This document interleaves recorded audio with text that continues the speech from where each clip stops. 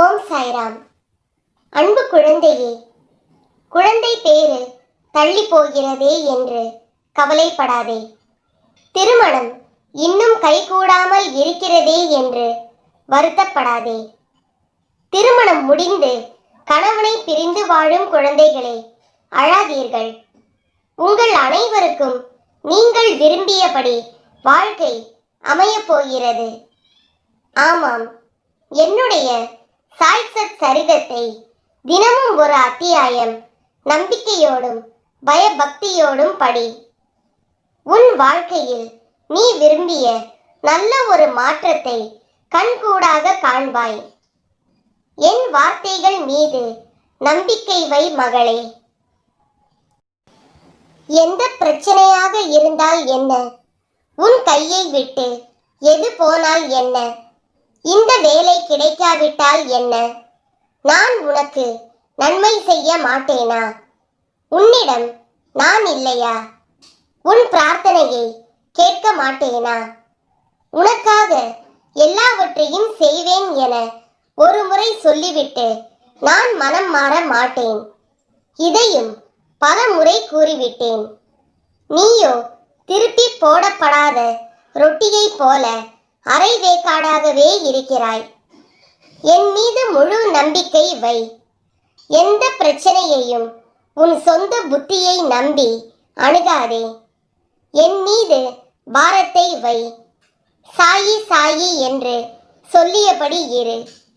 மீதியை நான் பார்த்து கொள்கிறேன். என்னை பொறுத்தவரை நீ எல்லோரை விடவும் மேம்பட்ட நபர், உயர்ந்தவர், வித்தியாசமானவர்.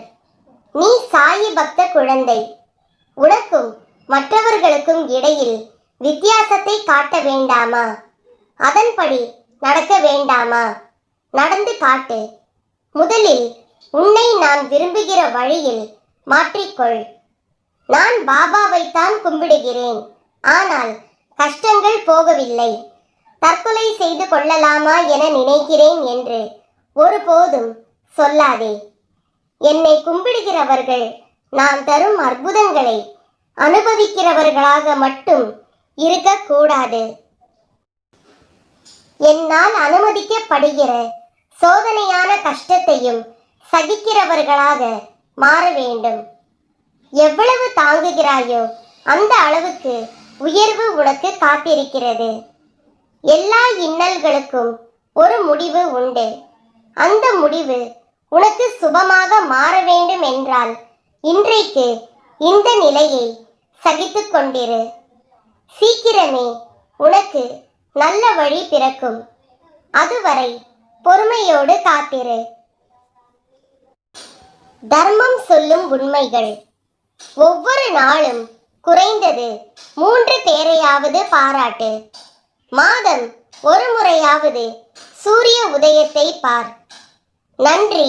தயவு செய்து இந்த வார்த்தைகளை முடிந்தவரை அதிகம் உபயோகி. உன் வசதிக்கும் தகுதிக்கும் உட்பட்டு வாழ கற்றுக்கொள். உன்னை மற்றவர்கள் எப்படி நடத்த வேண்டும் என்று விரும்புகிறாயோ அப்படியே நீயும் மற்றவர்களை நடத்து. ரகசியங்களை காப்பாற்று. நல்ல நண்பர்களை தேடிக்கொள்.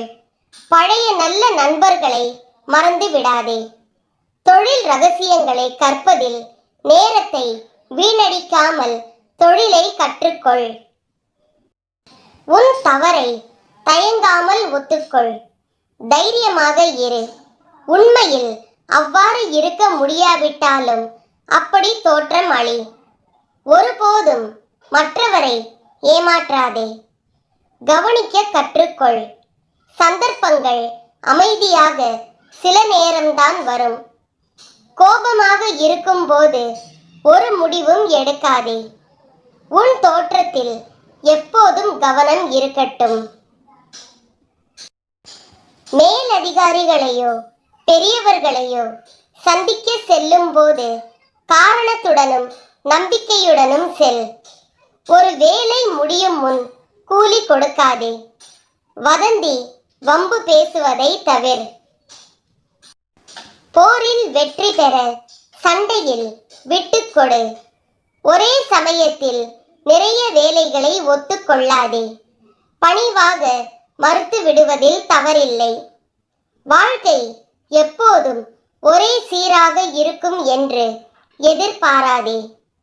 பொருட்கள் வாங்கும் போது சிறந்ததையே தேர்ந்தெடு. எனக்கு தெரியாது, மன்னிக்கவும் என்பதை சொல்ல தயங்காதே. தூய்மையான எண்ணத்துடன் ஒருவன் பேசினாலும் செயல் புரிந்தாலும் அவனை விட்டு விலகாத நிழல் போல மகிழ்ச்சி அவனை பின்தொடர்ந்து செல்லும். பகை பகையால் நீங்காது, அன்பு ஒன்றினாலேயே நீங்கும். உண்மை பேசுங்கள், கேட்பவர்களுக்கு முடிந்ததை கொடுங்கள். இந்த இரு வழிகளாலும் ஒருவன் இறைவனை அடையலாம். எதிர்ப்பும் தடையும் இருந்தால்தான் மனிதன் விரைந்து முன்னேறுவான்.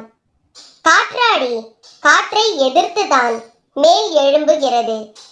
வாழ்க்கை என்பது போராட்ட களமாகவே இருக்கிறது.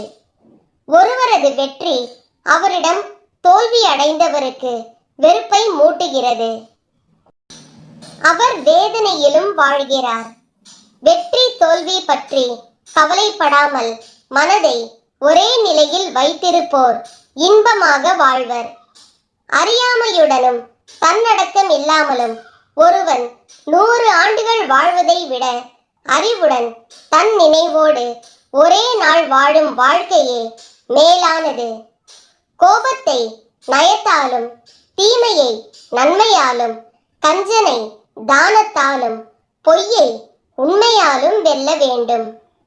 நல்ல வழியில் நன்கு நிர்வகிக்கப்பட்ட மனம்தான் நமக்கு மாபெரும் உதவி செய்யும்.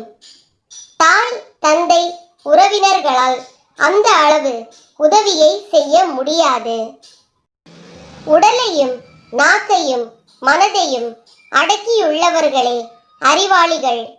ஏழைகள் கூட மாளிகையில் வசிப்பதாக மனதில் நினைத்தால் பணக்காரர்களாகி விடுகிறார்கள். நீ துவண்டு போகும் சமயத்தில் ஏதோ ஒரு வடிவில் உனக்கு துணையாய் இருப்பேன். சாய்பாபா உங்களுக்கென்று கொடுக்க நினைக்கும் எதையும் யாராலும் எவராலும் தடுக்க முடியாது.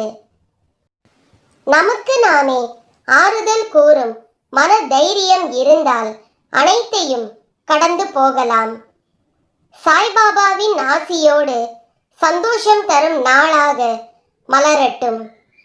சர்வம் சாய்மயம்.